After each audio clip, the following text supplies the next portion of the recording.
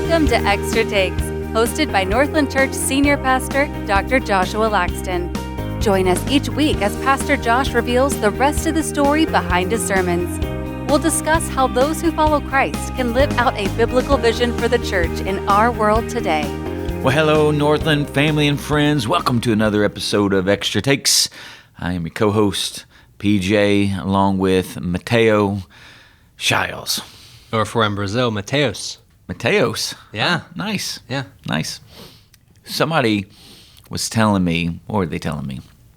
I forget what they were telling me. They were telling me we were talking about Brazil. Yeah. We were talking about Mexico. Okay. But all right, but Mateus. Yeah, Mateo is Spanish, and Mateus, Mateus, is Portuguese. Nice. All right. Now you know. Now I know. How about Josh? It's Is it Jose. I thought is it Jose. Jose. I have no idea. I have no idea. What It's did so they call funny. you Like in Brazil, I don't remember now. Like Do they just call you so it's pastor? so funny. Like I know some Spanish words, some, wanna and I hear know you that we speak 'em. well, yeah, no, you don't. But it's so funny. Like on the weekend, I mean, again, there's several brothers and sisters that they're written, you know, their native language is Spanish, Yeah. and I just blank. I blank, and I'm like, what's the Spanish word? Oh, buenos dias, and and so I'm like, I can't even think of it. I have found that when you're in the country, even for a couple days, it's easier to remember those words, and then I'll come back and I'll just blank. I'm blanking, and I'm like, I know at least those words, but Yeah. I'm trying to pull them out from somewhere. That's where I have mad respect for people like Julio. Yeah. That just go in and out, and Maribel they go in and out. So Maribel Serio and Julio Gonzalez Castillo.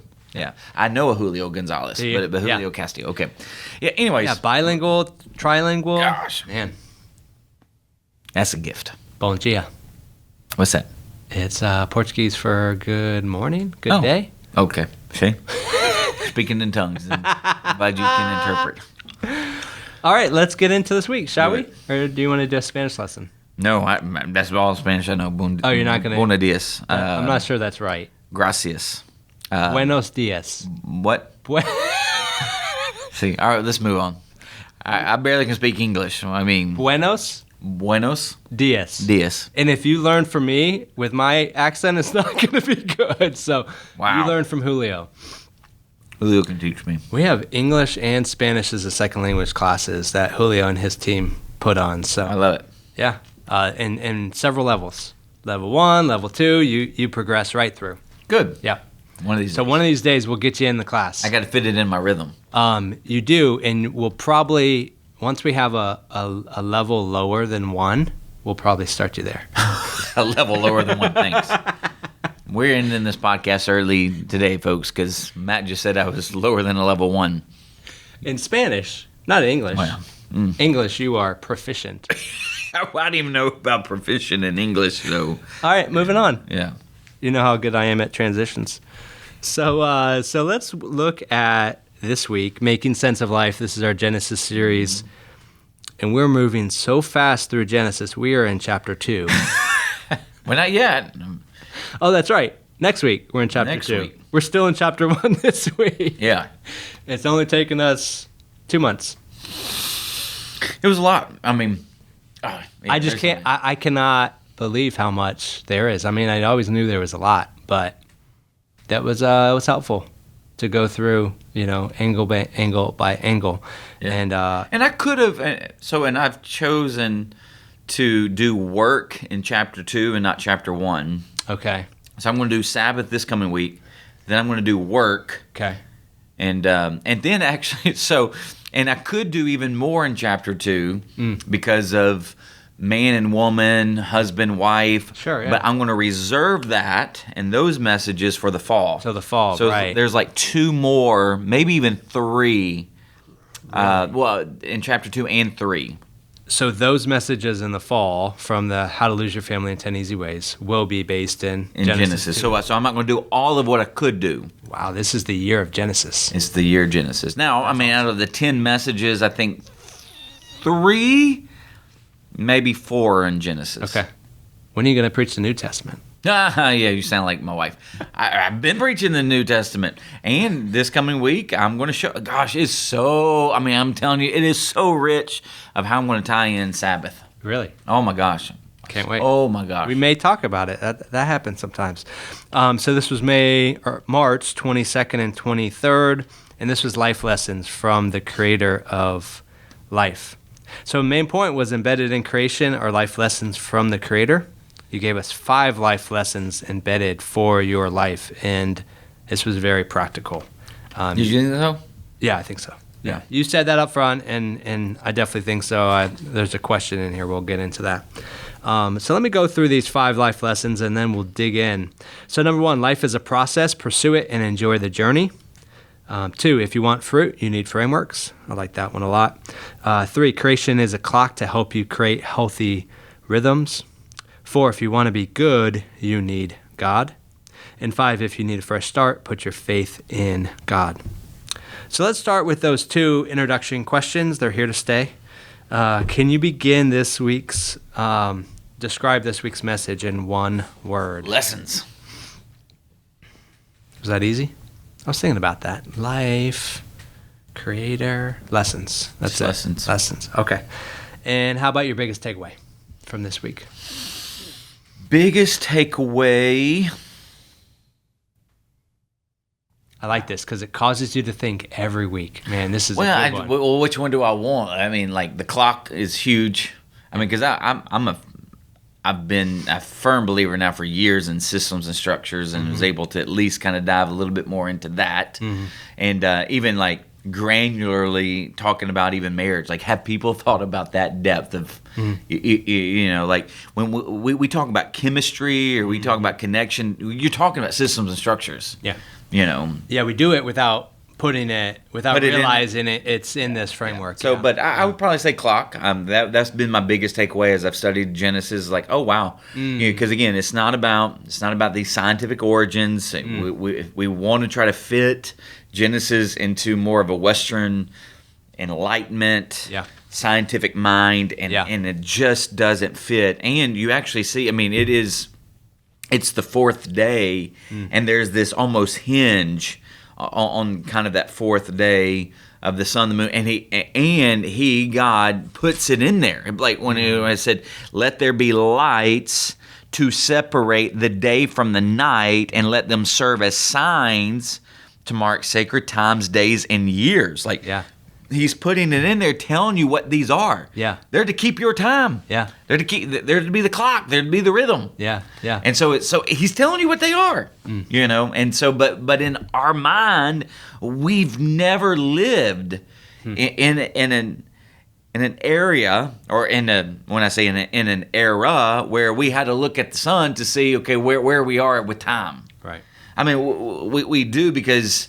I mean, we do in more, when I say practical ways of, okay, well, we know it's going to get darker in the fall and in the winter, so we can't really work we can't work out in the yard, or we can't take the dog for a walk at 7 o'clock unless we want to do it at night. Yeah.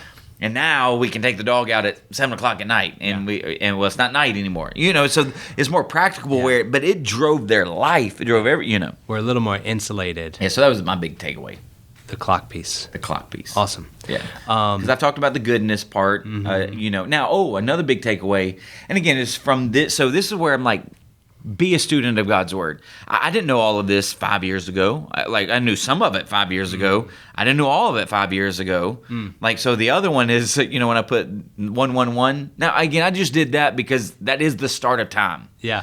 Okay. Yeah. But then to show, I didn't know this. This is where cultivation and study and reading and researching, and then you chart out all of the 1-1s and the 114s.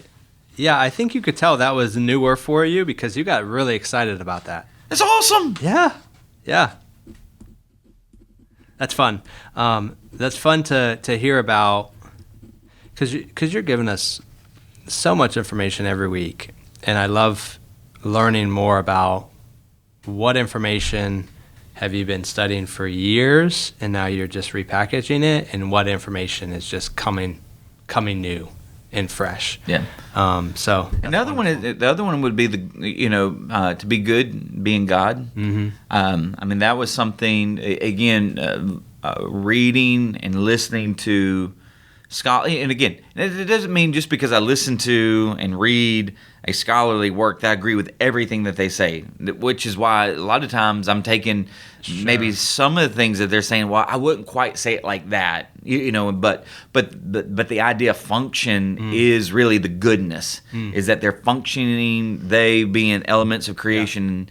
Are functioning according to God's design. That's what makes them good. But that brought in the high definition to those New Testament passages where there's no one good. Yeah. You cannot do anything apart from me. Well, there's a lot. Yeah. And again, I've mentioned that, but to now stress them in, because that's another thing that I want, and I've said this before on the podcast, will continue to say it, is that I feel like sometimes we're always wanting something new to learn, and it's kind of like, okay, I think a lot of people are learning some new elements of Genesis, but I want to make sure that I stress those now from here on out. Yeah. Is that you learn it so that you can go and teach it, but the only way you do it is through repetition. Mm-hmm. And I know that I've mentioned, and that's the thing. So again, there's a lot of information, but I've said a lot of these things before. Mm-hmm. But now I'm giving you, whether I'm stressing it in a point rather than in an illustration. So that's where I'm like, I want, the more that you would sit under my teaching ministry, the more you can become a teacher yourself, because you'll know it. Interesting. Yeah, I think the idea of us wanting something new, I'm dwelling on that for a bit, because so often, what have you said before? You're just a one-trick pony, and often you're just regurgitating the same thing. But so, I mean, it always feels new and fresh. Yeah. And it's a testament to your creativity and the way you craft it. It's also a testament to God's word and the fresh bread that He brings.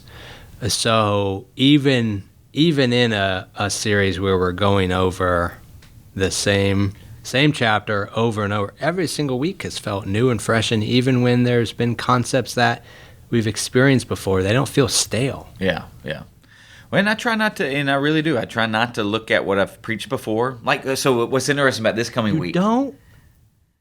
Not unless I'm like, so in the fall, when I preach this series, How to Lose Your Family in 10 Easy Ways, I actually did a huge research project years ago. Yeah. Okay.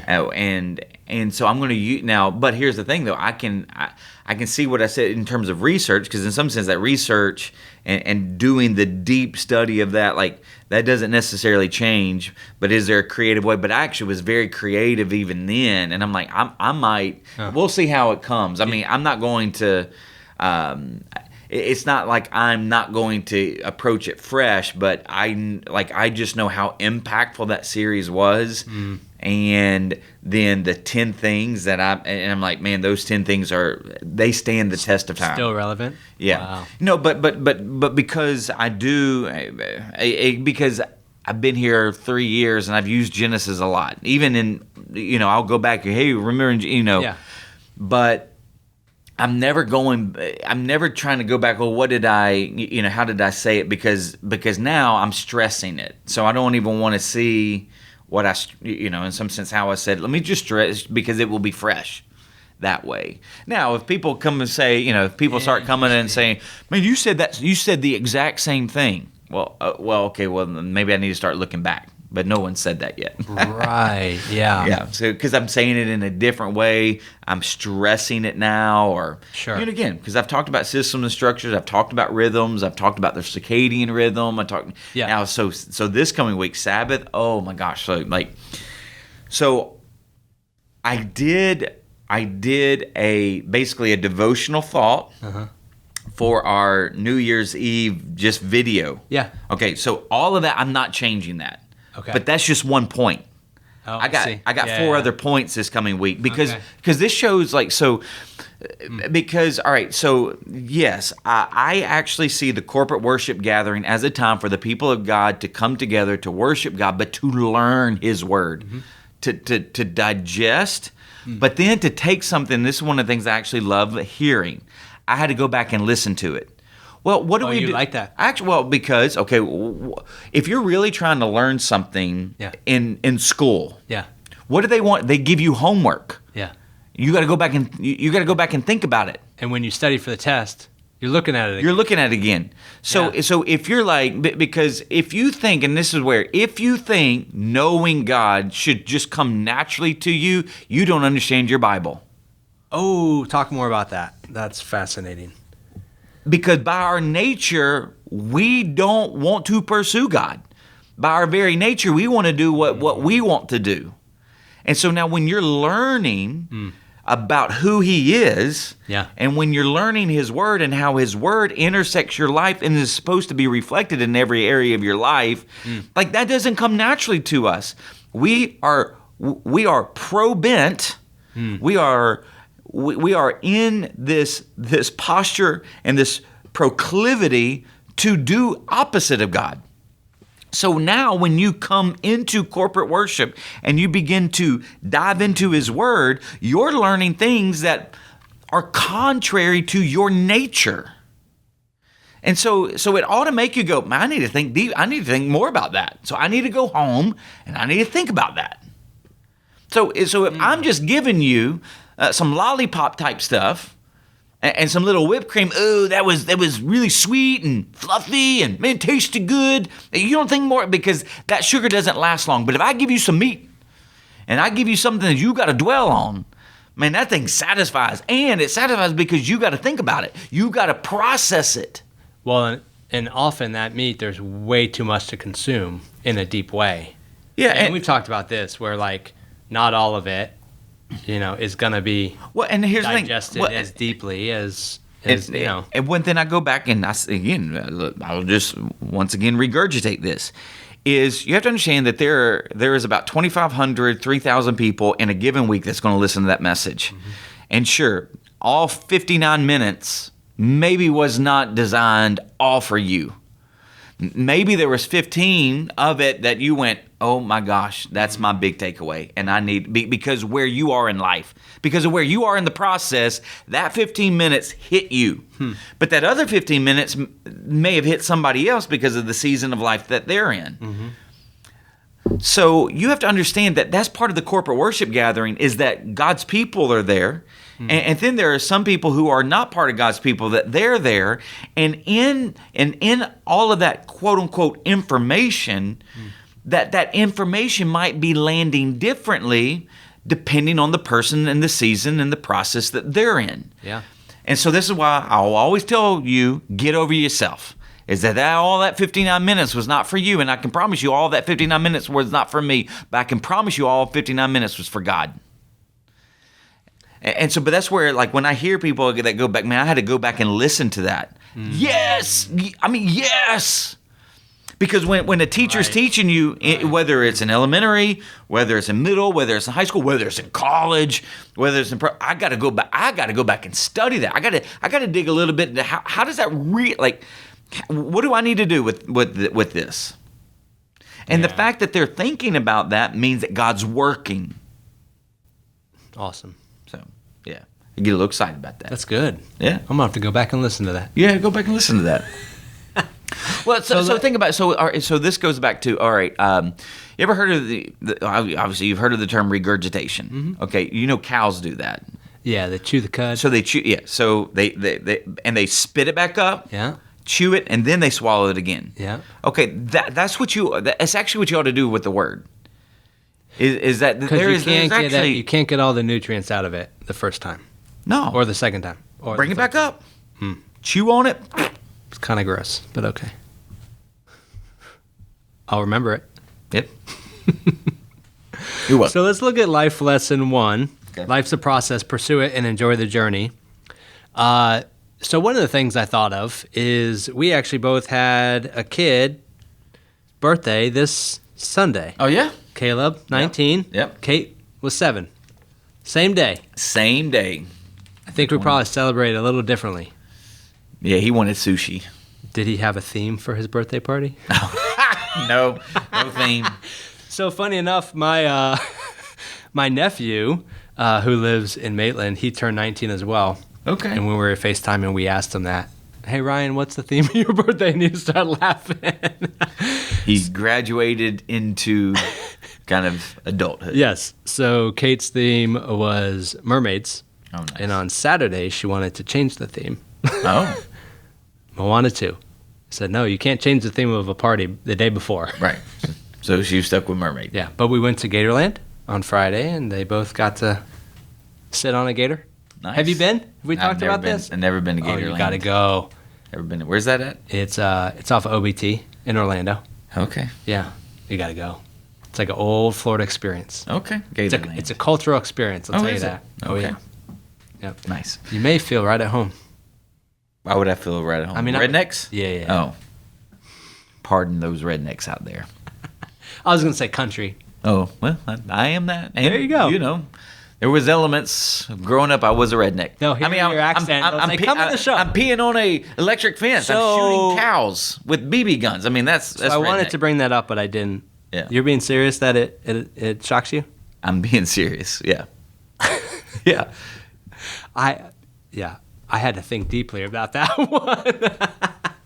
I mean, I don't want to give anybody. I don't want to give any more visuals. That's why But I if didn't it's want a it. steady stream, yes. Which is why I didn't want to bring it up. Yeah. But Now, I thought about it enough. All right, this is good. Anybody that's still listening is in it with us today. So for lesson 1, those questions, those 3 questions, seem to be asking to me this idea of how do you define success. So why does that matter for us to ask that? Why, for you to succeed at the process of For you to just life? for you to even determine how you define success based on those questions. You know, what life is all about. What is it supposed to look like? Yeah, What's that area supposed to look like? Yeah. What do you all like? Because now it's purposeful. Like it's purposeful, and you've thought about it as opposed to you're just doing what you see everybody else do. And I actually think that's, you know, and this is, and I did put it in my notes, the little handwritten part. This is where our culture is hurting right now. We're just winging life. Because, again, you take the younger generation, one of their big questions is what is life all about? And then when you start looking at these areas of life about our personhood, do they even know, okay, what is that supposed to look like? You know, should I just be able to, you know, in some sense, determine, like, the gender I want to be? And so, again, that's winging it because I just feel like I ought to be able to say that. Yeah. And then, you know, relationships and sexuality, I think, and I think what we're trying to find is, okay, what do we...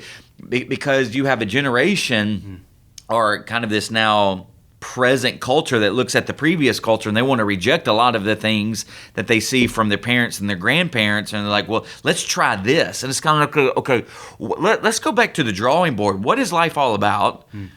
And then, okay, if you can even define that, and here's the thing though, if you think life is all about you, then that leads to number 2. Then you think that you're going to be able to define what you think every area of life should be, and so, but that means that you're going to wing it. Yeah. You're just going to do what you feel is right, or what you feel will satisfy. And then where are you ultimately aiming to arrive? And then if you do what our culture says, well, I'm just trying to arrive. And I'm aiming at just being satisfied. Well, here's what we know about our culture is that they never are. And so what does that even look like? Yeah. And that's where, so for me, when you look at the principle, though, when you look at the principle and the lesson embedded in Genesis 1, God knows what life's all about. It's about His glory and bringing His kingdom to earth. He actually knows what every area of life should look like because it should reflect, it should image His character, His attributes, and elements of His nature. And then where are you ultimately aiming to arrive? Shalom. Total flourishing and well-being. Yeah. I mean, so that's, from a biblical perspective, that is the process of life. And that's actually the process of life in Genesis 1. And I just didn't have all of the time in the world to unpack that, but I can on extra takes. Yeah, but we've been talking about that. You know what I'm saying? Yeah. But I think the idea of winging it is really helpful. And I've experienced it in my life, and I think our technology helps to can help pacify us in terms of our intentionality in life. And yeah, I mean, whether we realize it or not, we are living out a purpose, whether it's a purpose that we recognize, whether it's purpose that we're intentional, whether we're a believer or not. I mean, so often, even believers, we're just floating through life, not even considering these big questions. Yeah. And that's why it's important. So when you say winging it, man, that is that's a scary thing. I hope that's a wake-up call for us. It certainly is. Think about if I got in a vehicle today. Okay. I didn't have GPS. I didn't have a map. And I tried to make it to New York City. I didn't have a compass. I didn't know how to read the stars and the sun. I'm 95. Just keep going. I would just hope that I'm going in the right direction. That's what we're doing, isn't it? Because again, then you have to ask, what's the compass? What's the GPS? Who's teaching me how to read? Again, I'm telling you, if you got into a vehicle and you knew nothing, because we're following something, right? So you'd be following the signs, but you have to trust that those signs are going to take you where you want to go. No, I'm telling you, if you don't have any signs, I'm saying road signs, you have nothing. Oh, you're done. Because here's what I'm trying to get at is that if you got into a car, I'm trying to explain what our culture does. If you get into a car today and you have no road signs and you have no direction, let's just say that New York's that way. Okay, what's that way? You just know that New York is north, but you don't know what north is. You know what I'm saying? You know nothing, because how do we come by that? We learned that from somebody we trusted. We learned how to read a compass. We learned how to read a map. But let's just say you had no map, you have no compass, you have no signs. You are just you get in a car and you just hope that you're going the right way. Whereas what the Bible does, and in some sense what religions do, and in some sense philosophies, they give you direction. Right. But what our culture's philosophy is right now is that we're just winging life, hoping that we're going in the right direction and just feeling our way into what we think is right. I mean, that's what's going on, and it's disastrous. It's disastrous. Whereas, again, the life lesson is embedded in Genesis, that hey, life is a process, and that you ought to enjoy the journey. But part of that, part of that process is you got to know what life's all about. You got to know what these areas of life look like, and then you need to know where you're trying to aim. So that's where, I could have even added some more steps, and I did, talk about this. But you need to know what step or season you're on, because you might be on day 2, day 3, and hey, listen, you got a couple more days to go. Right. And then you need to be patient with the process. Because again, you're not going to go from zero to hero. It's a process getting somewhere, which is why I used Iron Man as an example. But then embrace the resistance. We do live in a fallen world, and so God's going to actually He's going to use that resistance to actually strengthen you for the journey. So yeah, again, that's a life lesson, but it is very different from a believer standpoint than it is from a secular unbeliever standpoint. Right. Oh, and I said this. Oh, and I didn't ever get to it, but I said this. I don't believe survival is arrival, because there are a lot of people that are just trying to survive life, because they don't know really what life. They're just trying to survive, and I actually don't believe that survival is arrival. A result of winging it is survival. You're just trying to survive, and I didn't get to that. But there you go. That's great. So lesson 2: if you want fruit, you need frameworks. I like this one. So one of the points, man, you got a lot there, but one of the points, Christians should be the best business people on earth. I think so. And even the what, the where, the who, the how, you just dug into it. I got deep.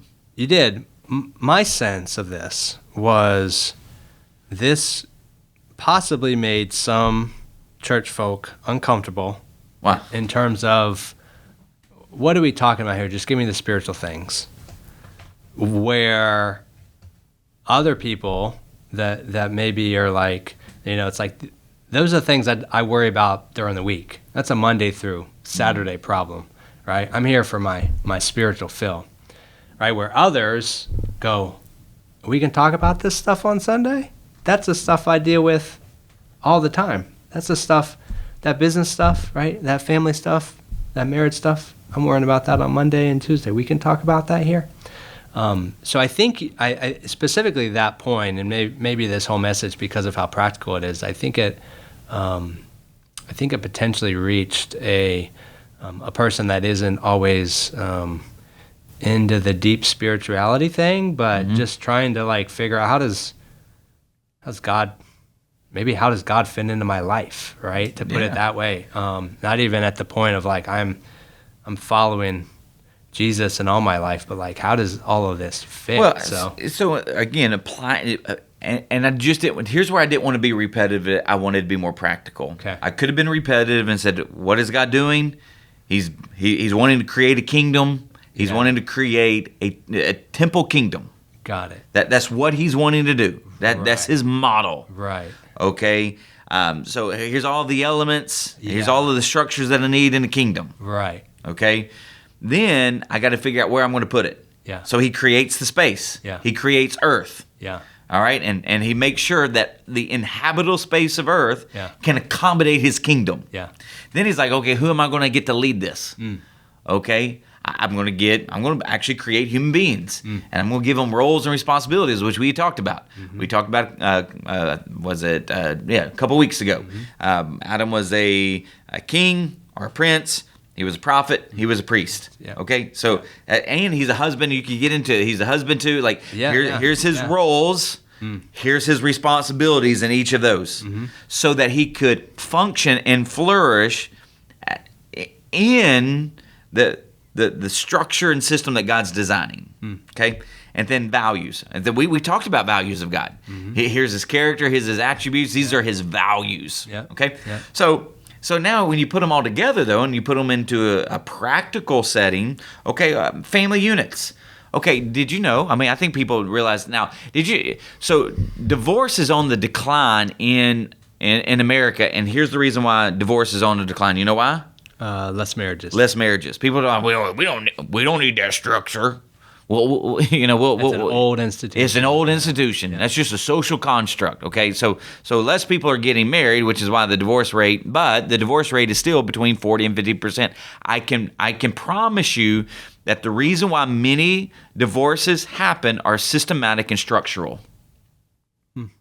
How they handle their finances, how they communicate, and then ultimately who they are.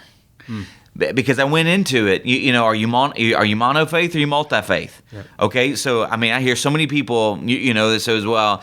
He was Catholic and I was, I was Protestant, or they were Assembly of God, and here's the thing. Now that's a mono-faith, but there are two different ways of looking at the same faith. So somebody had to move. Okay, but could you imagine though that a lot of these marriages that they do have multi-faith. Maybe one was, in some sense, they grew up in the Christian faith. They grew up in a Christian household, but then they walked away, and then somebody didn't even grow up in a Christian household. The two of them get married, and then when they get older, they have different values. What is the value? A value is an element of your structure, and so we became two different people, and so therefore we went two separate ways. So again, one of the reasons why marriages end in divorce is because of systems and structures that are different than the other person. And so they go two separate ways. Okay, do you know how many businesses fail in the first year? Small businesses. And our economy runs on small businesses. Like 80%? Okay, 25% of small businesses end in their very first year. Okay.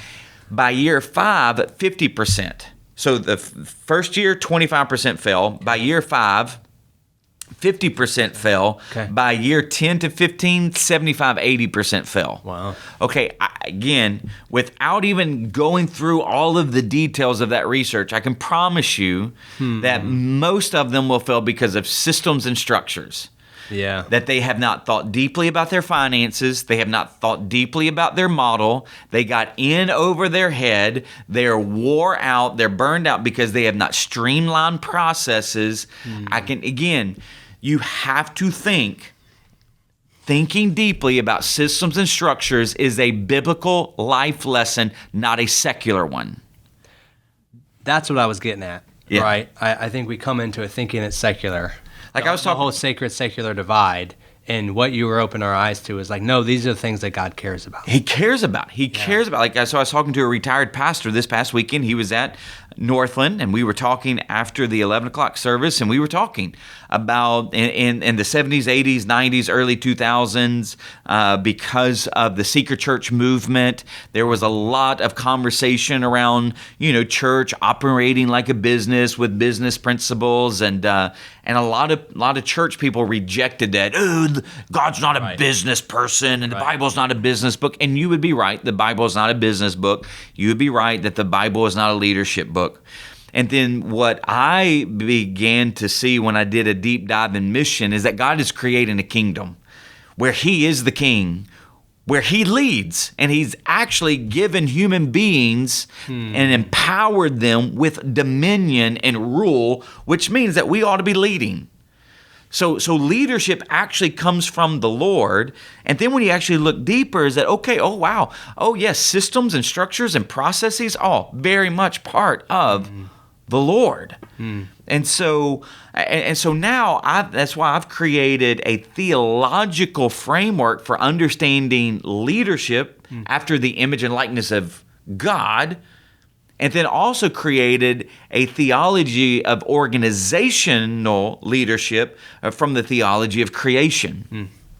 Because I want people to see that embedded in the character of God and in what He is creating here on earth to reflect that which is in heaven are frameworks in which He's going to put the life so that they might not only function, but flourish in all areas of life.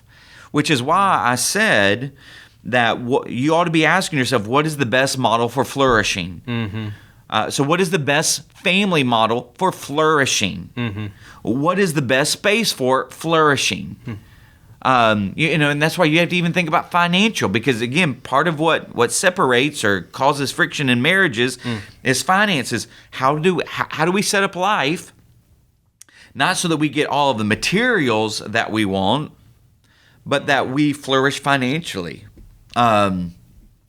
Best people for flourishing. And this is where, like, don't hire for a position, hire for a calling. I don't care if you're even in the business world. You don't want to fill a position. You want somebody who believes that they were meant for that job, regardless of whether it's a greeter job, or whether it's a barista job, or whether it's an accountant. You want somebody who they think that they were created for that job, or that they have a heart and a desire and a passion to learn that position. Why? Because again, you don't want somebody to occupy a space. You want somebody to fulfill a calling. Oh, and I'm going to talk about that. And when we talk about work in a couple of weeks. Yeah. Woo. Well, we can be done. That was enough. Okay. This was enough for today. All right. We have a lot more, but man, I mean, how long have we gone already? We've gone plenty. 37 minutes. Okay. We have more to go, but man, just really, you have given me a lot to think about. That idea of set up and streamline processes. I'm feeling that here, both work and personally, and it's a lot of what our goals, both my personal goals and then goals at Commission, are around this year, is setting those up for growth. But do you see really that these life lessons, they're all connected, because think about the systems and structures. You needed the process. You needed the process of building them out. And so that's where I like when you're doing it, it's okay to, in some sense, go at the speed of the process. For it to take time, yeah. For it to take time. You want to rush it. Yeah. Right? But it's actually really important that those systems and structures are built really well. And what I've experienced is those take longer than we want. And this is the art and the science behind building systems and structures. That you don't want to build systems and structures that are so baggy or so big on where you are. You want them to be a little bit loose where you fill them, and then there's another iteration to systems and structures. Right. Like when you're thinking about businesses and Yeah. organizations. Right. Now, family, you're wanting to build, but when you're thinking about organizational systems and structures, if you're at 100 people, or let's say you're at a startup company, don't try to go to a $1 billion company overnight and try to max that. No, you're wanting to incrementally, but that's where there's the science and art to it, where you're constantly iterating your systems and structures to accommodate not only where you are, but to give you some margin to grow. Then you give so. We could talk about that all day. But let's look at before lesson 3, I did want to talk about the unreasonable hospitality. That book, you talked about restaurant smart versus corporate smart. What is Northland trying to build? And both. See, that's the thing. That's actually one of the facets that made their their restaurant the number one in the world. Yeah, they had both. They had the Restaurant Smart, which was very fluid and flexible. So if you've never read that book, I would highly recommend it. But it tells the story of how they became a number one restaurant. Like one of the things that they did from a Restaurant Smart capacity is that they trained their people to listen to the patrons. So again, they're a restaurant, so they were a high end restaurant too, like $300, $400, $500 per. It's. This is where you went for super special occasions. Yeah. But so an example of how they were a restaurant smart company, there was a couple celebrating their anniversary, and they'd been married, I don't know, probably a couple of decades or whatnot. And they remembered, though, their very first anniversary in New York where they shared a street hot dog because they were poor. Well, so they're reminiscing at the table about that. Well, the waiter hears it, and guess what he does? He goes out to a street vendor, buys a hot dog, cuts it up into small pieces because it's a 7-course meal, and for one of their courses brings out a street. So that's a restaurant smart, but it was also a corporate smart because they were able to dot the I's, cross the T's to maximize. They were able to maximize their profitability, their scalability, to build in margin for the hot dogs. Right, to even have a space for one of your staff to do that, you don't get that without corporate smart. Yeah. Right? So that's where so what Northland is trying to build is both. We got to have on the ground personal hospitality and connection and relationship, but we also have to build out the systems and structures to not only sustain the discipleship life, but to also be able to scale and reproduce and multiply disciples. Yep. So you need both and, but that's part of where when we think, we typically, again, there's nothing wrong with mom and pop. I want you to hear that. But if you stay just in this more restaurant mom and pop, no lack of systems, lack of structures, lack of streamlining, you actually lose, at some point, you lose the ability to scale. Now, as the church, though, and God may not be calling you to scale a business. He may not. He may just call you to do whatever it is that you're wanting to do. That's why I'm saying I don't want people to take this negatively at all. But when it comes to the church, though, we are actually called to multiply disciples. Yeah. Go and make disciples. Yeah. So as long as and here's what we know here in Orlando, is that the number of lost people, unbelievers, are continuing to grow. Yeah. That means we have more work. And so if we don't build out the systems and structures that will house the disciples to go make disciples, we will lose at what God has called us to do. So we want to be both and. All right, well said. So lesson 3, creation is a clock to help you create healthy rhythms. You talked about Israel's calendar, which is fun. You talked about your calendar. Let's go through your calendar. I think people appreciated that. You talked about the yearly calendar and then also the weekly rhythm. Where did you begin to have a passion for this, structuring out your weeks in this type of rhythm, and and how has that evolved? Yeah, well, probably over the last 5 years or so, in terms of actually rhythm out your calendar, and that actually came from the book Deep Work, Cal Newport. And really, how do you need to think about your day? How do you need to think about your week? Now, I think years ago too, I used a thing called the EOS model, where it looked at what your kind of overall goals were, and then it set down what are your big rocks, what are your issues, and so just starting to think that way. But here's I've loved using the term rhythm for a long time now. I don't like a routine.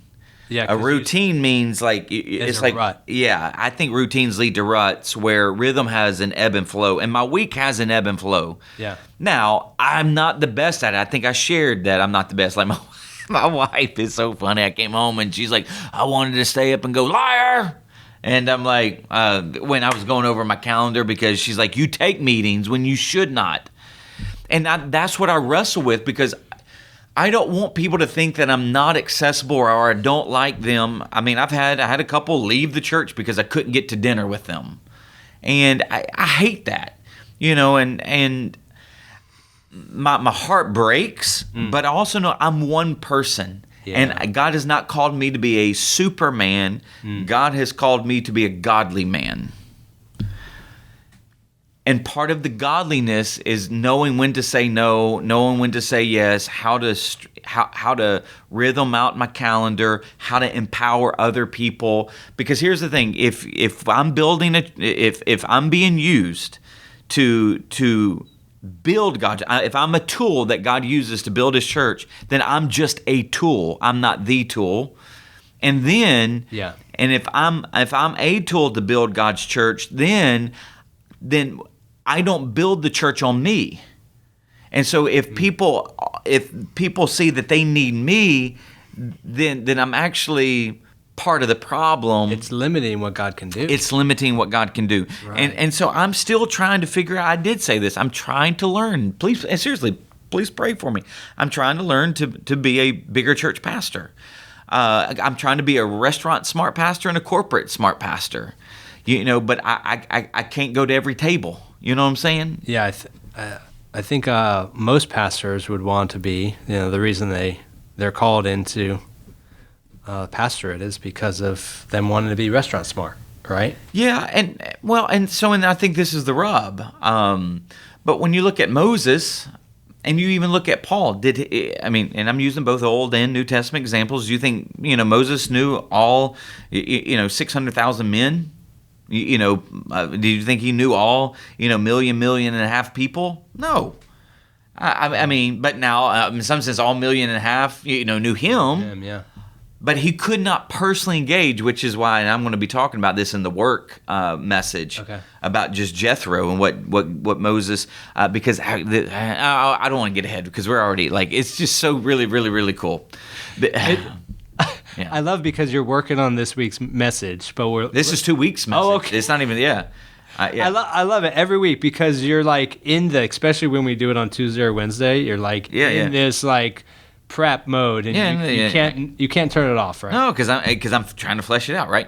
but then you Paul. Think about all of the churches that he went to. Now did all of the members at Ephesus, did they know Timothy? Probably. It was more of a small church, and that's why you have to go back to the model of church. Now, if we wanted to be more of a community model church where we only grew to a certain amount, but then we planted a church 10, 15 minutes away, that would be a different model. This is the model of church that we and it goes all the way back to decades ago. Yeah. But this is the model of church, and this is where the New Testament doesn't tell you specifically what model that you ought to go after. All it tells you is to go make disciples. And then as you make disciples, guess what you do? You then form churches, these groups of believers who are now the outpost of God's inbreaking kingdom, the ecclesia, the called out ones sent back in. Okay, Yeah. so there is no specificity to the kind of model of ecclesia. All Jesus said was go make disciples, and then it was so Jesus doesn't even give you deacons and pastors. Think about that. All he did was send out his apostles. He gave them the keys, the gospel kingdom. So I want you to go proclaim. So as they go proclaim, and as they are witnesses who are sharing and showing, that's what witnesses do. They proclaim the truth. They live out the truth. So you got the credibility and the proclamation. But then it was Paul later on who's going to say, we're going to set up some leaders. Now, I actually think that they're going to borrow from the temple and then the synagogues, where now all of the people are priests. That's why Peter's even going to talk about the priesthood, that you are a royal priesthood. But this idea of service in the kingdom, well, that everybody serves. Well, that goes back to Old Testament language of the priesthood of the believer, or the priesthood of Israel. So now you got the priesthood of the believer. So everybody, if you're a child of the King and you're part of a church, then you are a priest that you're meant to serve. Now, I think the people who lead, in some sense, this realm of service are what I called a couple weeks ago deacons, and they're the servants on steroids. Yeah. I mean, they're the ones leading the charge of how we're caring and serving the body. Yeah. But then you got to have priests and you got to have prophets, because we already have a king. We don't need a king, so we got to have prophets. Well, who are they? They're the preachers. They're the elders. They're the ones who's kind of overseeing the souls. So that's where the church is adopting and tweaking and contextualizing the two offices based upon the two offices of Israel. Yeah. There were three: prophet, priest, and king. Yeah. Well, we don't have, so the kingdom right now is spiritual, but even when it becomes physical in the new city, Jesus is the king. Yeah. We don't need a king. So what do we have? That role in we're not filling that role. Yeah. So that's the connection of why we have deacons and pastors and elders. Yeah. I don't know where were we going with that, but because we were talking about rhythm, and so there you go. But anyway, so for me as being the pastor, I want to empower deacons. I want to empower other pastors. You're talking about being a regional church, First Community Church, and so that's where. So I'm coming. I actually feel like I'm moving into the sweet spot that I had known that God had always given me a gift to preach. And to teach. I'm actually seeing now the gift that he's given me to just see the word in a fresh way that is greatly, not in a new way. Like there's a difference there. There's a difference. It's there. It's always been there. But bringing out new stuff. I'm not. Yeah. But I'm able to communicate the truth of God in a fresh way that just makes sense to people and connect dots. And so the more that I can use that gifting to mobilize the church, and then he's given me some, when I say entrepreneurial gifts of just how to think differently and how to build and scale, and again, to bring this kind of holistic vision of God's inbreaking kingdom through the church to life. Like so I've got to make sure. Helping you say no more? Because you said, when I try to squeeze in, I burn out and I run on fumes. I want to say yes, but I'm not there yet. I'm not there. I mean, because we're still, and I know that we're still in startup mode because of all of the transition that Northland has gone through. Like, here, I'll give you a for instance. This scares me a little bit, to be honest, what I'm about to say. Okay. I say scares me. It concerns me. So in 2019, there was a pastor who went to Willow Creek. Now, Willow Creek Community Church in Barrington, Illinois, that's where Bill Hybels was the senior pastor. He had a scandal, a lot of transition.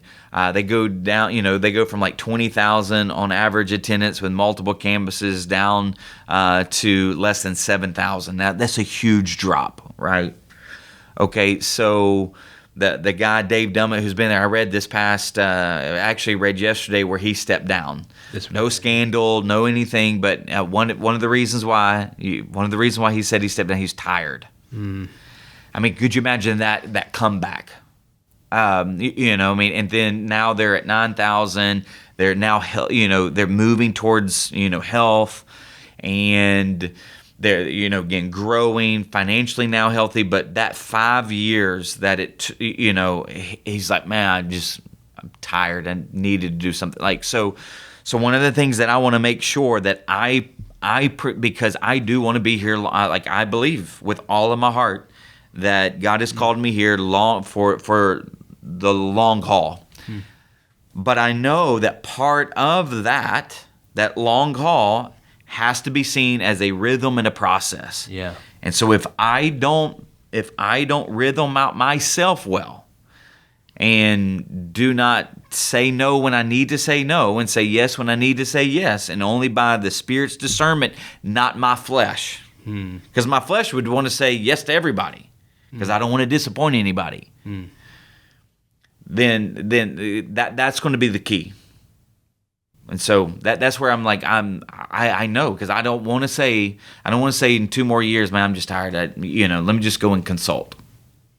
Yeah, please don't. Yeah. So, but you know what I'm saying. But that's why this is so important. Like, this is why this is so important. I do it because it's so hard. Because when you say yes, it feels like you're doing the right thing in the moment, but it could actually be sabotaging you. When I say you, me, whoever's listening, in the long term. Yeah. Every little yes could sabotage you and could lead you closer to more burnout. Yeah. Being on fumes, where you just can't even. You just have to pull the plug. Yeah. Right. Because one of the things that I'm learning, like, and this is what I'm learning, like, it is perfectly okay and acceptable by God for when the sun goes down, like for me to be at my home just sitting and relaxing. It's perfectly okay. And it's perfectly okay for me to have a day off where I don't touch anything.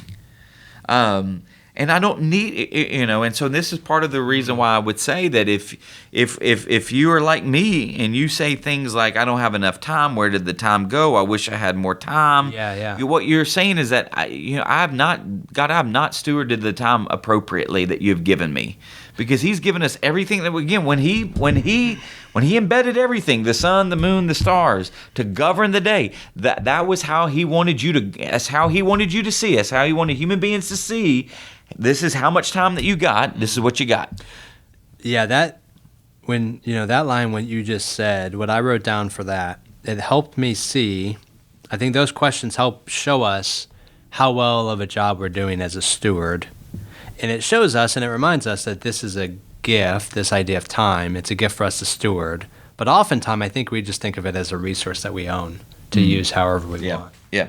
Well, I think I said something, I think maybe it was at the 11. I said something to the effect that if you do not run your time or steward your time will run you, and it will run you ragged. I don't think I said it just quite like that, but that's the thing.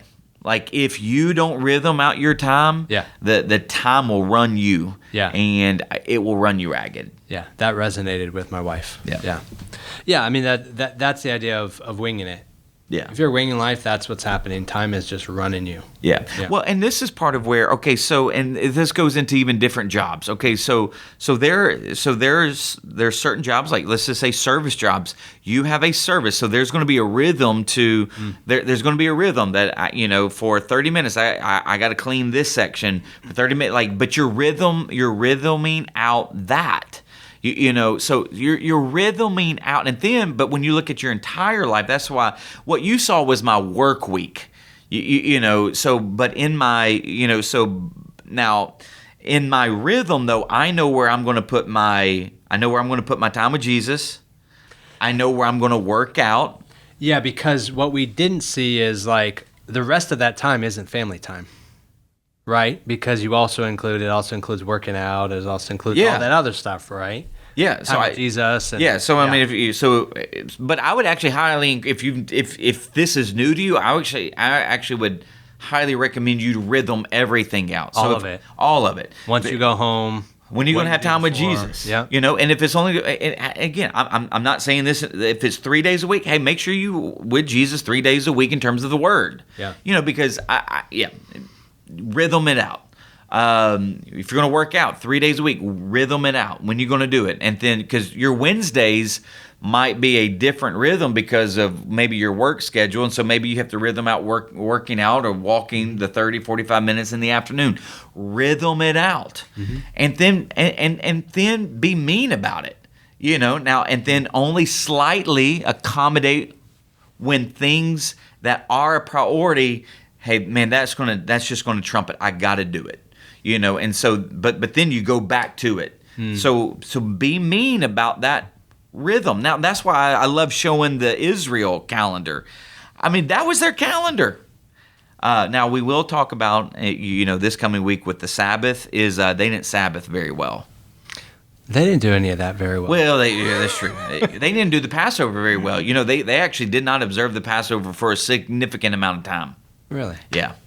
And it wasn't until Hezekiah, it was when Hezekiah became king, and they were reading the law. Man, we got to do the Passover. We ain't done the Passover. We got to do the Passover. Yeah, it's crazy. All right, so we're in trouble. We're an hour in. Okay, so let's we're halfway through. Well, I mean, we can. So there was a part in the 9 o'clock service that you talked about 2 Chronicles 30:1, and you said you were going to talk about it on Extra Takes. Well, that was the Hezekiah. That was where that they celebrated the Passover to the Lord. Second Chronicles, and again, the reason why I talk about it, but I'm actually going to talk about it this coming week. Oh, you are? Okay.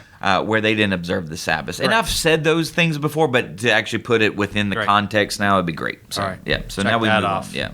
Yeah. Lesson 4 and lesson 5. Yeah. We'll combine those and we'll talk about a few things.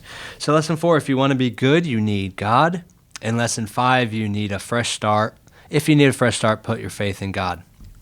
So the idea of good, it's that pleasant, well, in order, and functioning. And I think it really just helped to drive home the point of everything else that you were talking about, that these things, these structures, these processes, these are of God, right? Purpose and meaning in life, which all of us are ultimately after, whether we recognize it or not. It can only be found in God, and because God gives meaning and function. What was interesting was you were saying that this functioning according to God's design moves us towards shalom. My ears perked up a bit because this idea of shalom, you talk about it quite a bit, and that's one that I've just kind of been thinking about and wrestling with, and it just feels elusive. It feels elusive to me. So when you said, hey, it moves us toward, it was this practical nature of, hey, these are the types of things that we can do in our life, in our work life, in our family life, in our marriage life, that can get us to a point that moves us towards shalom. It's just a really, really compelling thing. Because our world is just desperate for shalom. We're searching for it everywhere. Yeah. Well, the totality of shalom is elusive, at least now. Right. Yeah. But even the glimpses of it, the glimmers. It feels just... Well, that's why, again, the cumulative, and this is part of where, when you look at process, systems, structures, rhythming out your time, they all go together to now, okay, so if I'm letting God dictate the process, if I'm letting God dictate the systems and structures, if I'm letting God dictate and govern my time in every area of my life of how I relate, how I create, and how I operate, then now, could you imagine what our lives would look like if we had plugged into God's intention and design for our life? Yeah. Oh my gosh. You would then begin to see, you really would, you would begin to see good. And then cumulatively over time, in all of these different areas, this goodness would all combine to form the very goodness shalom, or glimpses of it. Yeah. That's where I'm like, so could you imagine what your life would be like? And the witness that would be to the watching world is just immense. it would be immense. I mean, it would be. And I actually believe that the Bible teaches under the new covenant of Jesus, we can get there. But that's why it's going to require, going all the way back to what I said earlier at the very beginning, when somebody's like, I got to go home and think about this. Heck yeah, you do. Like, this does not come by. Like, here's the thing. You know how Jesus says the only way you cast out this spirit is through fasting and prayer? It's intensity. Like, this ain't easy. Okay, the Christian life, the way of Jesus, isn't easy, which is why you have to devote yourself to it. And the act of devoting yourself to it is thinking deeply, is praying, is like, God, I need that wisdom. I need that understanding that only comes from you so that I can begin to map my life out the way you have designed my life to be mapped out. And the rub is that our world is not designed for us to think deeply about anything. No, and that's why we, no one's complaining to me is what I'm about to say. So, but I just want to like the fact that church got to a point where we just give God 60 minutes a week, that's stupid. I mean, unbelievable. All right, so the God of this universe, when we gather together corporately, basically we've dumbed everything down over the last 20 years to giving God 60 minutes a week to in some sense, not only sing, but, let's just give God, 30 minutes to listen to his word, give a little homily. I mean, that's hog stinking wash. We live in a day and age where the church is like biblically illiterate. We don't know what the Christian life actually ought to look like. We live in a microwave society where we think we can just microwave a meal and get all the nutrients that we need. Holy stinking moly. That is just not and that's why, we need this. I wish you would be more honest. But it is, the church has mirrored the culture. Stop it. We were never meant to mirror the culture. We were meant to be, here's what we were meant to do. We were meant to be thermostats, not temperature gauges. See, a thermostat rises or lowers the air. A thermostat just measures the air. Yeah. It's a hard process to unstick ourselves from society. Oh, but by God's grace, God's power, we do it. Amen. So. All right, lesson 5. If you need a fresh start, put your faith in God. Amen. No, this was your most excited point. I was. The 1-1, dawn of creation. Did you ever see that, though? Have you ever saw that in Scripture? No. But it's there. Here's the thing. Is it not there? And, you know what was so cool? I mean, this was really, really cool. See? You're getting excited right now. I did, but because this is more of a sanctified imagination, but built upon some solid making stuff up. Is that what it means? Well, okay, so it means you're using your creativity. Kind one of step sort away. Of. I'm one step away. But you're rooting it in biblical concepts. But okay. All right, so chapter 12 of John. Okay. Chapter 12, verse 1. 6 days before the Passover, Jesus came to Bethany where Lazarus lived, who Jesus had raised from the dead. So 6 days before Passover. Yeah. Okay, so we know Passover is 114. The very first month, 14 days.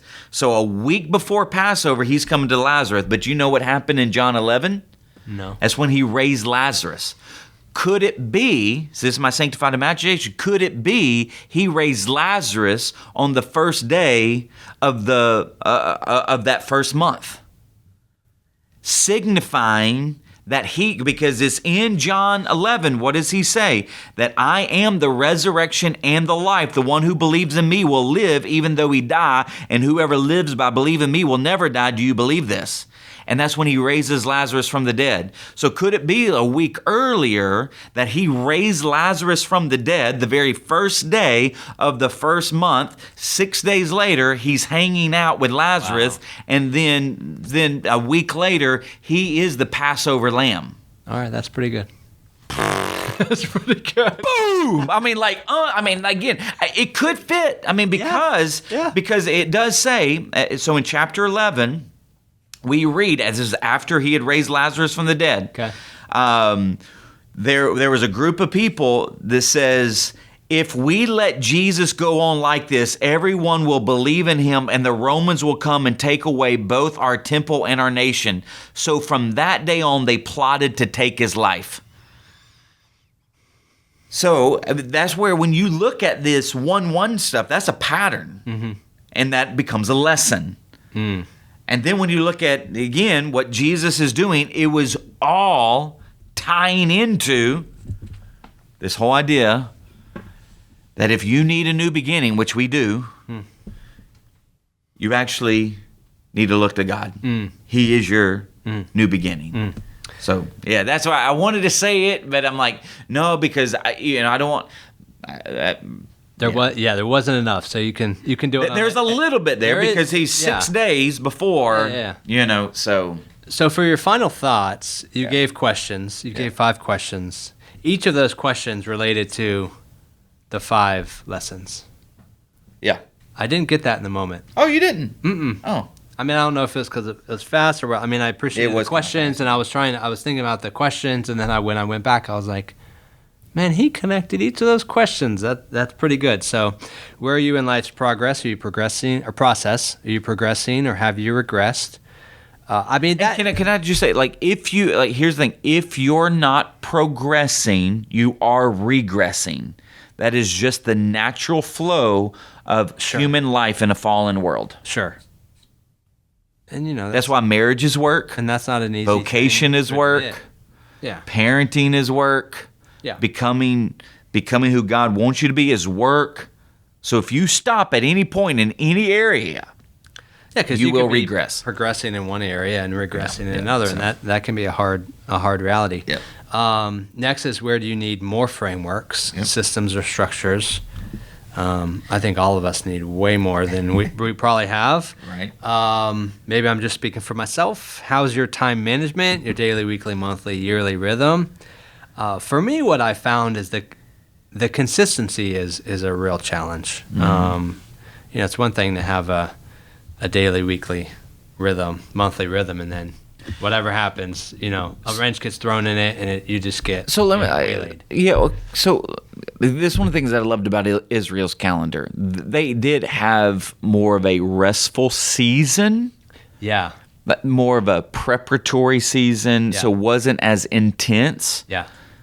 When it comes to their labor as other seasons would be. Yeah. So one of the ways to practically, especially for younger families, don't feel like you have to constantly fill your yearly calendar with recreational activities. Because I can promise you, your kid is not going to be a Bo Jackson or a Deion Sanders. Oh, really? You know what I mean by that? I do. What do I mean by that?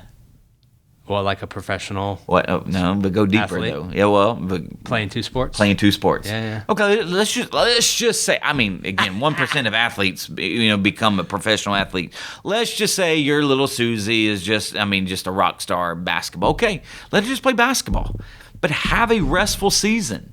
If they're 7, 8, 9, 10, 11, 12. Make sure that you aren't wearing yourself out and them recreationally where they hop from one thing to another, filling your calendar. Create a rhythm. So that's why I would say, so this is one of the things that we had to do. Sure, we have busy seasons and we have off seasons. And so we try to maximize our off seasons. So that's where I would just say, again, this is where, how's your time management, your daily, weekly, monthly, yearly rhythm? Hey, think deeply about even your yearly rhythm. Hey, this is going to be, springtime or fall season. It does seem like fall season here in Central Florida is more intense than spring season, but even still, spring season is intense for a lot of people. But just try to, again, try to manage that time well, rhythm-wise, and maybe as your kids get older, let them just, in some sense, choose what do they want to pursue versus just, in some sense, pursuing everything and just killing yourself. Yeah. Because one of the things that people don't realize is empty nest syndrome is a thing. And empty nest syndrome means that once your kids get out of the house, because your world revolved around your kids, centered around them. Once they get out of the house, you don't know who your spouse is anymore. You don't even know what to do, and then they end up growing. They had been growing separate, separately, but now it's kind of like they're strangers. Yeah. So just again, protect your rhythm. And it's easy to not even know who you are anymore. Yeah. Oh, absolutely. So how's your goodness, purpose, function? You're only good if you're in God. Mm-hmm. And finally, do you need a fresh start? Do you need to remember that every day God gives you a fresh start? His mercies are new every morning. Great is his faithfulness. Which is why, yes, if you put your faith in him, you have that new beginning. The old has gone and the new has arrived. And so live in that new. So great. Well, with that, Northland family and friends, thank you so much for tuning in to another episode of Extra Takes. Until next time, blessings. Thanks for listening to Extra Takes. Be sure to follow us on Spotify and Apple Podcasts so you won't miss a single episode.